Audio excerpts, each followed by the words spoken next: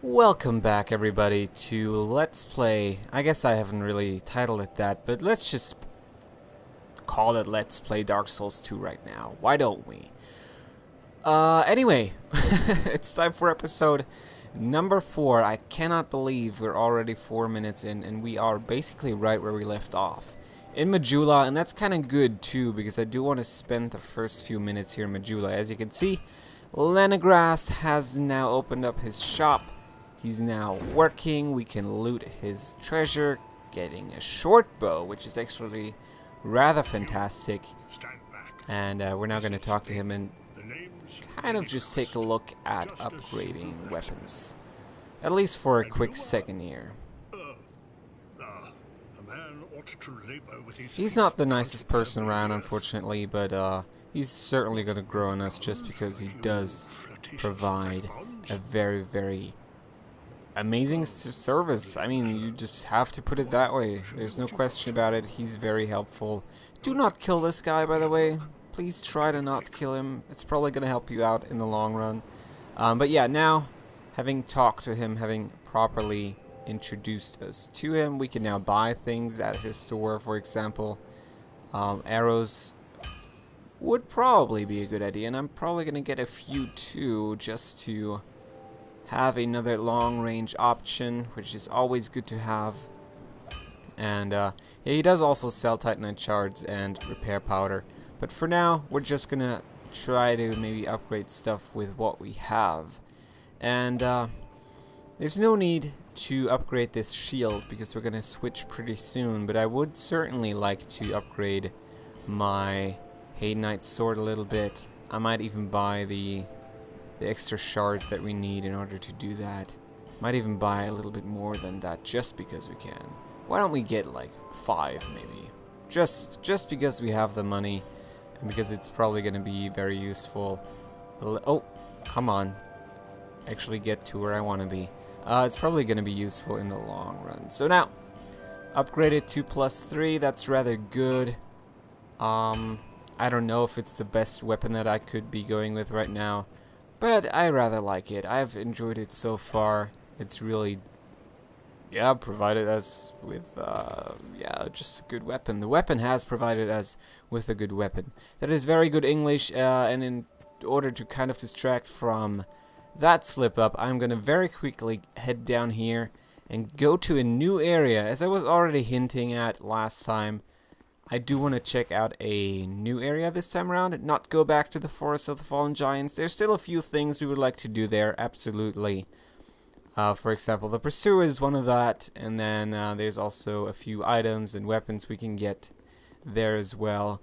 Especially, there's one item that I have in mind right now. It's a shield that blocks 100%. You only get that after you defeat the Pursuer, though. So, it's probably something we're doing very soon, but I don't know. I just felt like showing off a different area and just let you guys know that there's totally a different way that you can go right off the start. So, it's not only the Forest of the Fallen Giants, it's also very much through this sewer area, I guess. There's something here, probably just a soul, yeah, and also a sword. But I'm not going to be using that. And yeah, we're now going to be leaving this sewer area. Not too big. It's not as big as the depths or anything like that. And we're going to enter a very beautiful area. I love the looks of this place. It's the... yeah, it's the Tower of Flame. That's the one right here. And Majula is actually right up there. I will probably look at that in just a second. Want to maybe dispose of the enemies before we worry about like rather unnecessary stuff right now. Let's just wait for him. You always want to have him kind of finish his at least his first 2 swings before you then attack him. Otherwise, you're probably gonna get hurt. But there's a bonfire down here, and Majula is right up there. That tower that you can see. Yeah, on the very left of the screen right now, that's where the Crestfallen dude, at least the guy that I keep calling Crestfallen dude, rests in front of. And over there, of course, is the fort that we were at just an episode ago. So that's rather cool. You can also see this place from up top, so very, very nice how they do that.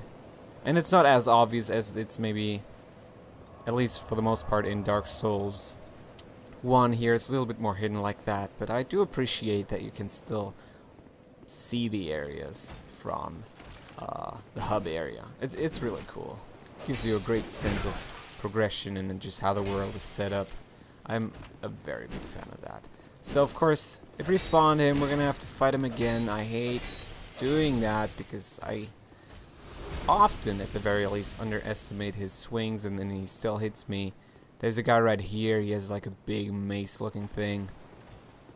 I don't particularly know what to call it. It's probably just a mace, now that I'm actually thinking about it. But he only spawns once. Once he's dead for good. And that's rather useful, I would say. So we want to make sure. Okay, stay calm, dude. Oh god, absolutely gonna have to drink that Estus, unfortunately. But yeah, once he's dead, he's gonna drop a very important item, a sublime bone dust, and that is something you can use to upgrade your Estus. So not get an additional one, but instead just be able to heal more with one sip of the Estus. And that's really good. You can only burn that, or basically, I should probably first of all say that you need to burn that in order to activate it. And burning is something you can only do in Majula, so at the far fire, the central bonfire of the game. Alright. Let's just be careful about these guys. Absolutely do want to take care of them and not run by them. And the area is very much designed in a way that you benefit from not running by them, because you can then access these lever-looking things. I guess levers, period. That's what they are. And then, right in front of us, something is going to change. Platforms are going to show up, rise from the depths of whatever this ocean is called, and that is good. That is really good. You want them to be up, and we are absolutely gonna try to also raise the second one. There's the second one, and I will start working on that right about now. So there's now gonna be 3 guys. Very intimidating when you first look at it. Like when I first saw this, I was like, I probably shouldn't go here. It's probably a bad idea. I might die. And it's luckily not too bad, because the cool thing is with this enemy AI in this area is that the guys with the shields always step back and protect the guys with the bigger weapons. And it's so good to have, because you can then very much take care of them individually. Don't have to worry about fighting like 3 enemies at once. Yeah, with that being said though, once you kill them, they come rushing at you, and then you just want to try to maybe dodge them a little bit. Sometimes, not always though, curious to see if it's gonna work this time around, but sometimes you can actually, oh, it's actually, maybe? Yeah, it is going to work. Yeah, you can sometimes separate them like that, and only have to then fight them one at a time, which is really good. Now, as I was saying, wait, 4 swings. Oftentimes the third one is very lethal as well. But most of the time it doesn't hit you. At least it doesn't hit me most of the time. So yeah, and we can now very easily worry about that last guy in this circular area. Very good. The other thing you can do if you cannot separate them is run by them over in the direction we're facing right now. And then they should reset to their initial location, and you can then, if you're quick at least, take care of them individually, which is very much advised. Alright, just another combo here. Maybe not actually now that I'm running out of stamina. And he actually staggered me for a second there, but that's alright. I don't mind too much, you giant douchebag. And this area is super interesting. I love this area not because of the way it looks, but also because it's so reminiscent of another place. right? If you've played Dark Souls, the first thing you're thinking when you enter this is absolutely Anor Londo. Like, the enemies are 100%,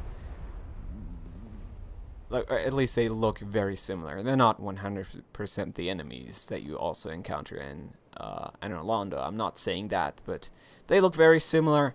Castle thing right over there looks very, very reminiscent of Anor Londo. There probably is some connection, and we'll also find more evidence for that a little bit later. I don't know if it's gonna necessarily be this episode, but very, very soon we will find and encounter an old friend. For now, though, there's one last guy before we actually fight another boss, so that's very interesting. First of all, though, we're gonna open up this chest, loot green blossoms, 3 of them as well, and they, of course, help you out with the stamina. You can use them, they're consumable. Not gonna necessarily do that right now, though. Instead, want to avoid being killed right here. He's gonna throw another big swing at us. Not too big of a problem, though, if you know that pattern, as it's usually the case in Dark Souls and Dark Souls 2. It's kind of strange like that, how I always feel weird just saying Dark Souls, because to me it's like I'm talking about both of the games, right? They feel so lovely and similar that I just keep referring to them as Dark Souls, but they're in fact Dark Souls and Dark Souls 2. Anyway, there's a guy you can summon here. I don't know if it's too worth it. I might not, actually, because I've never summoned him for this fight. And I might be more comfortable just doing it on my own. I didn't go into too much detail that earlier. I did use another one of those levers, and they raised another platform. So now, once we enter this fight, and I guess we're not in the best situation with the Estus, but it should maybe still be possible. I haven't done him in quite a while, so I'm excited to see how this is now going to work. But having raised the platforms, we can now stay on this platform. He's not going to make us fall off like he usually would. Alright, and I probably want to try to dodge as much, not block as much, because of the shield I'm currently wielding. It doesn't block 100% damage, and dodging is a better option, I think, in this case. So just be careful. Oh, I don't know. Haven't really dodged his attacks before.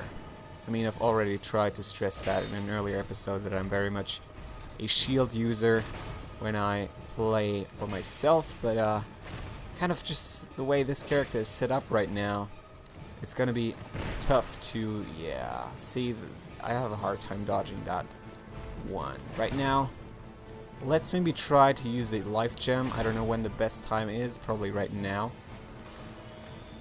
And alright, and then just very, very slowly. We have all the time in the world to do this. So let's just carefully take him apart.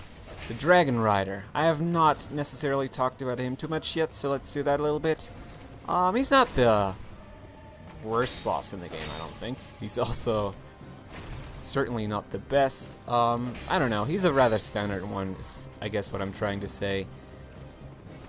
For the most part, you just want to be circle strafing, like it is the case with a lot of bosses in the game.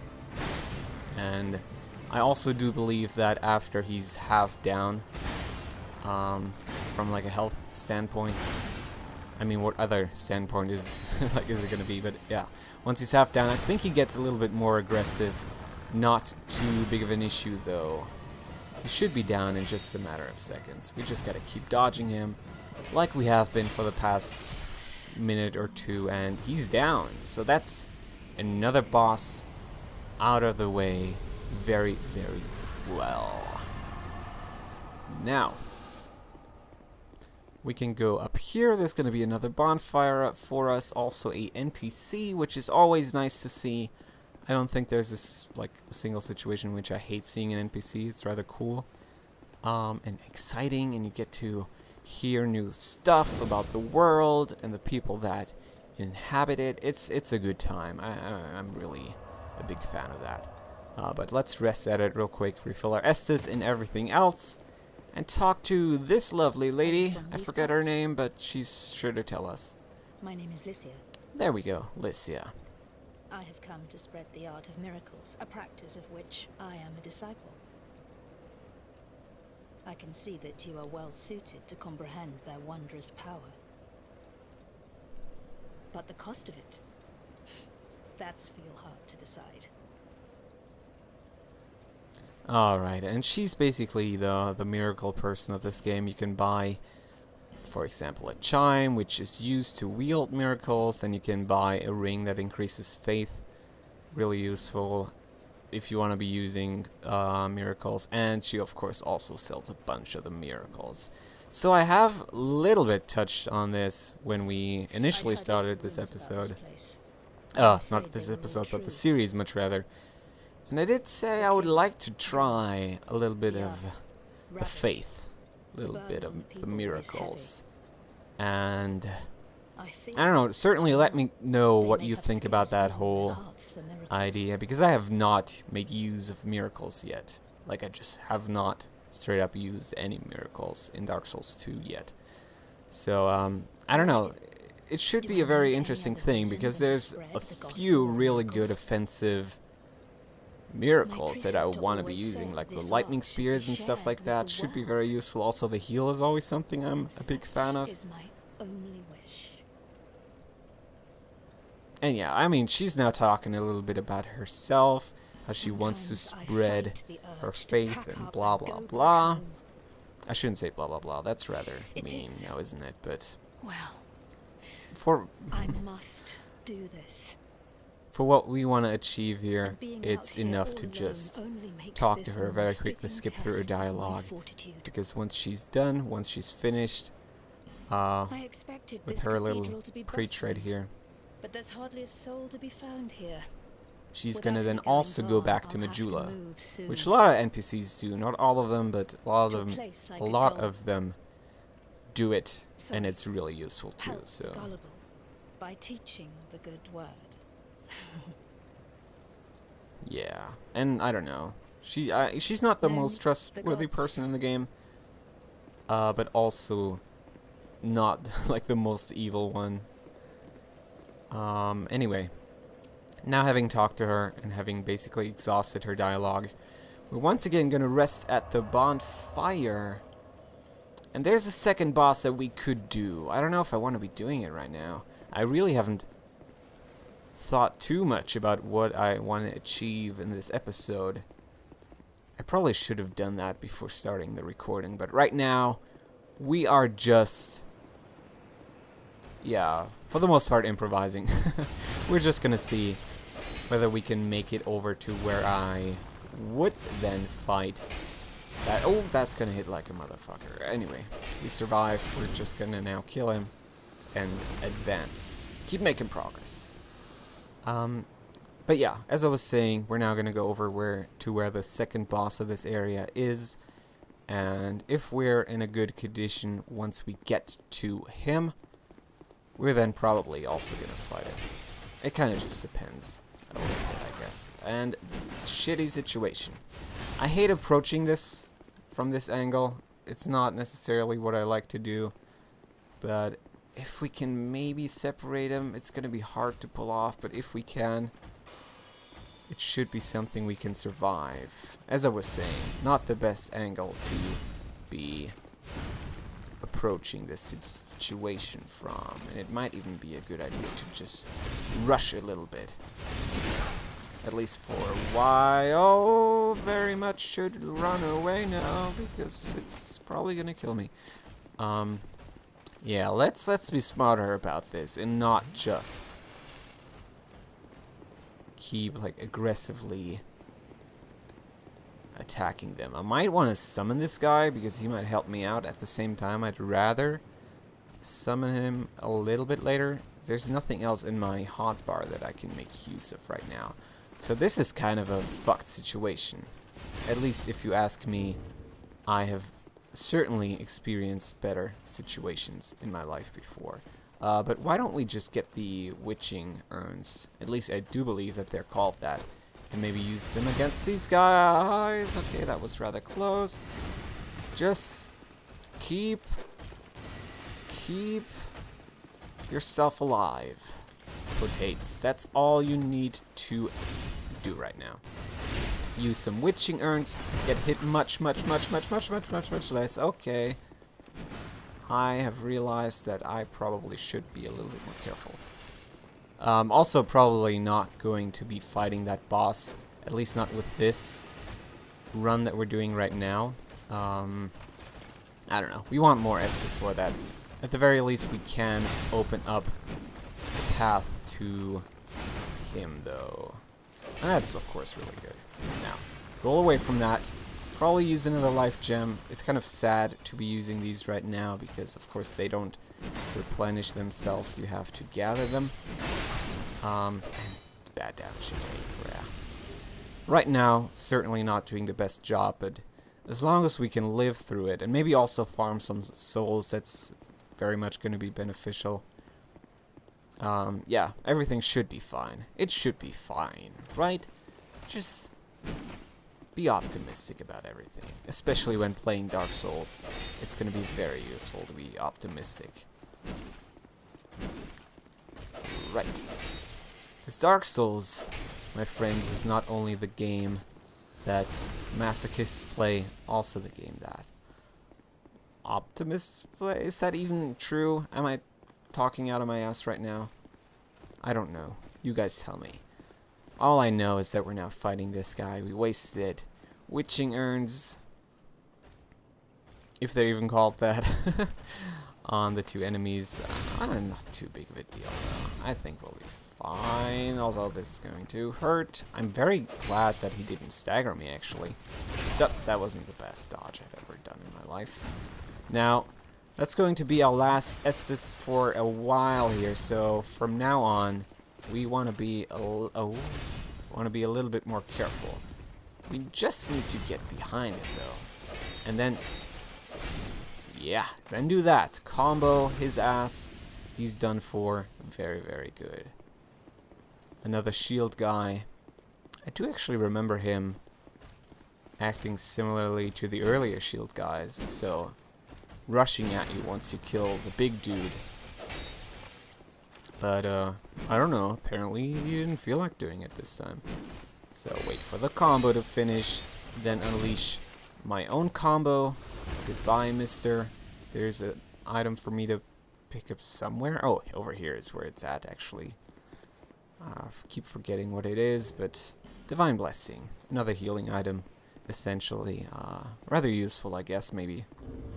I've never used the Divine Blessing, to be completely honest, but I mean, it's cool to have, I guess. Now, before we move on, though, I'm just going to equip the throwing knives just to have another long-range thing to maybe use. I don't want to use it, but I might have to. I don't know. It depends. It's good to have the option at the very least. I do prefer the shield guys, though. Just with the 90% block shield, the bigger guys are just a pain in the ass. These guys not so much, though. They don't deal as much damage, which is really, really cool and nice of them that they do it like that. Now, he's dead. We're gonna get another one of these lovely switches, and we can then lower this bridge and open up a path to the cathedral. Cathedral of Blue is what it's actually called. And that is also where that second boss is that I was talking about. Fog wall is going to be right here. We're not going through just yet. Probably going to make a run for it in a later episode. For now, just going to loot the treasure right here. Alright, Ring of Binding is actually a fantastic thing. I didn't even remember that, but we are sure to equip it. I mean, we don't have any other rings anyway, so it's not the toughest decision to make. But what that essentially does is, you might have been noticing that. I don't think I've ever gone into too much detail on it. But if you keep dying, your health bar keeps getting smaller. Like it always takes off a chunk. and you cannot get to full health after dying a few times. And the Ring of Binding essentially reduces the amount it takes off every time you die. So that's really, really good. Of course, right now, being a human, or being at least, I don't know if you can necessarily call me a human, but I'm not hollowed. I guess that's probably the better phrase to be using. Yeah, while not being hollowed, of course, there is no reduction on our health bar.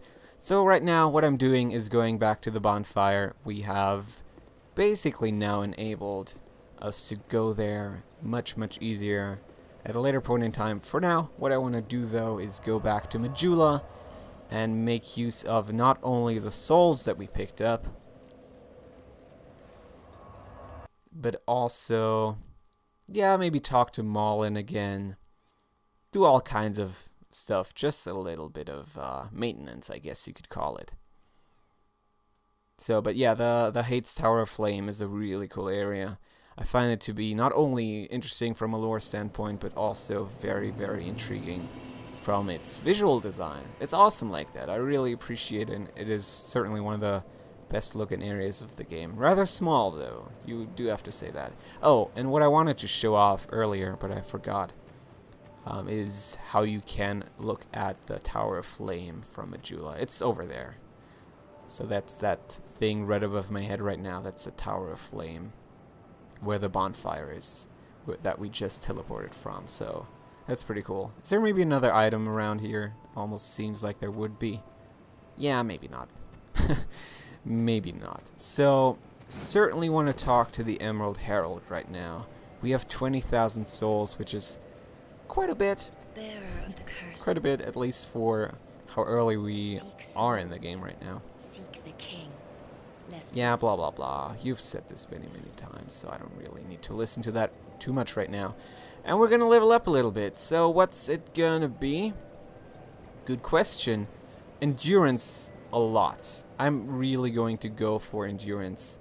At least right here in the beginning, it's good to get like a load of these three. They are basically your defensive stats for the most part, and then later on we're gonna invest into strength and maybe faith.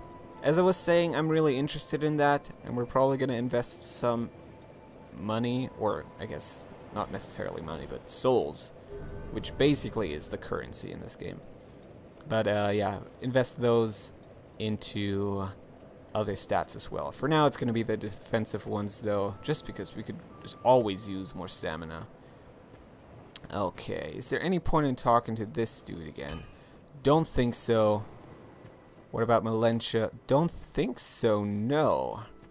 We have not... Oh, yes, that's something we can do. We can go to the mansion, because we did get the key from... What's his name? I can't remember it. Kale.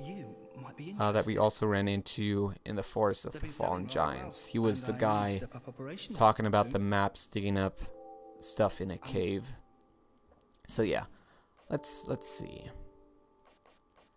I did talk a little bit about how Malin has his own little character curve in like the first episode, and the way you basically make that progress is by buying stuff. You can already see that he has more than what he started with, and eventually he's gonna keep getting cool armor for you to buy. I don't necessarily know if I'm gonna invest money into anything right now. I could just get this Elite Knight armor, I guess. It certainly is better than what I'm currently wearing. I'm not too sure about the weight of it, though. Let's just try it out. Where is it even? Oh, it's right here. Yeah, it's certainly going to add a lot of weight, but for the time being, we're okay with it. Now, as I was saying, we're gonna check out this mansion right now. Cool little area. I really like it. And there should be an item around, I think. Haha! Found you, fucker. And that's actually a lockstone, so the item that opens up these little mouth-looking things, or at least activates them, I guess. Doesn't necessarily open those up, but they activate and then open up or at the very least unveil a little passage. Most of the time, at least. There should be a chest around, very much like this one. Let's loot it and then go to the basement area of this house. And that's basically the coolest thing about this mansion too. So we want to make sure to check it out. Don't want to miss out on the amazingness that this is. So, as you can see, with the flame being red here, this is actually a map of Drang Lake, the continent we're on right now. And the flame indicates where you have killed bosses. So this is very much the last giant. So this is where the fort is at, the Forest of the Fallen Giants. Then, yeah, I mean, I should add that it doesn't light up with every boss that you kill, only like the bigger ones. So there's one right here, last giant. Then Majula should be around here, right? And then Tower of Flame is somewhere around here, I guess, in the ocean, much rather. And we're gonna be able to keep track of where we went via this map. It's really cool. Anyway, down here is something even cooler. A skeleton that's probably gonna scare the shit out of you just because it's real dangerous and also aggressive. But we could probably kill it. I'm fairly certain that we can, yeah. And they also drop human effigy, I think, every time that you kill one. They also don't respawn, so I don't know. An Estes, oh, I forgot about that. That's really cool.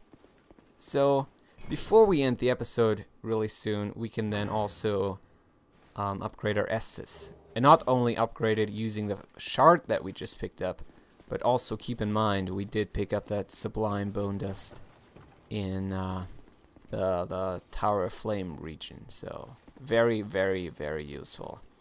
Yeah. As a matter of fact, I'm now gonna head back already, call it a day after doing all of that stuff, and then next time, what we're most likely going to do is probably take care of the pursuer, and once we've dealt with him and picked up the rest of the items that are located in the Forest of the Fallen Giants, we're then gonna head to the cathedral and fight the boss that's inside there. So, yeah. Let's use this. First of all, burn the Sublime Bone Dust, upgrading our Estus to Estus +1. So basically refilling more health with every sip that you take. And then we're going to also make use of that shard.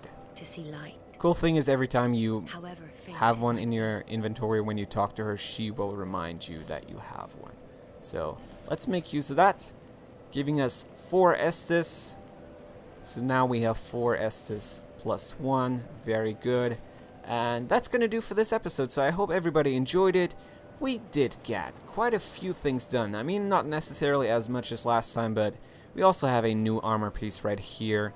We have upgraded our weapon, upgraded our Estus, unlocked both Lenegrass and that mansion back there, and also defeated the Dragon Riders. So, yeah, we're going to keep making progress, I guess. Next time, as I was saying, back to the fort and then the Tower of Flame, which should be in like that direction right there. Thank you so much for watching. I hope you're still enjoying this series. I will be back with more, as I was saying, and yeah, I hope you have a good evening or whatever. Yeah, I guess evening should do, at least for right now. Goodbye, you guys.